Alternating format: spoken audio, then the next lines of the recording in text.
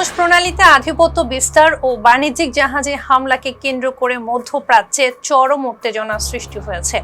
মার্কিন সামরিক ঘাঁটিগুলোতে নরক নেমে আসবে বলে সরাসরি হুঁশিয়ারি দিয়েছে ইরানের Islamic revolutionary guard corps IRGC।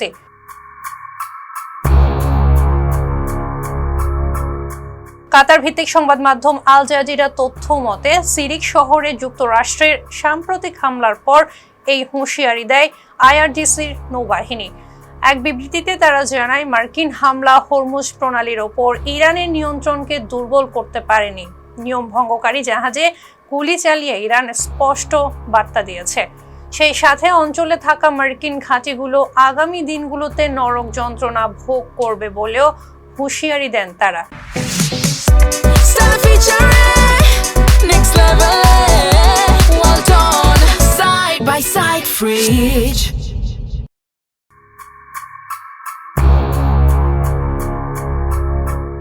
অন্যদিকে একটি বাণিজ্যিক জাহাজে হামলার জবাবে টানা দ্বিতীয় দিনের মতো ইরানের বিমান হামলা চালিয়েছে যুক্তরাষ্ট্র।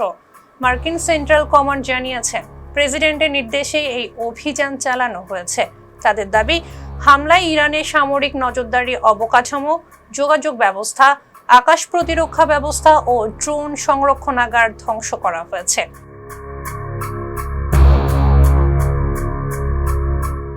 উভয় পক্ষের পাল্টাপাল্টি হামলা ও কঠোর অবস্থানে মধ্যপ্রাচ্যের সামগ্রিক নিরাপত্তা পরিস্থিতি চরম ঝুঁকির মুখে পড়েছে। ছিলাম ইরিন আহমেদ। ফেস দ্য পিপলের সঙ্গে থাকার জন্য ধন্যবাদ।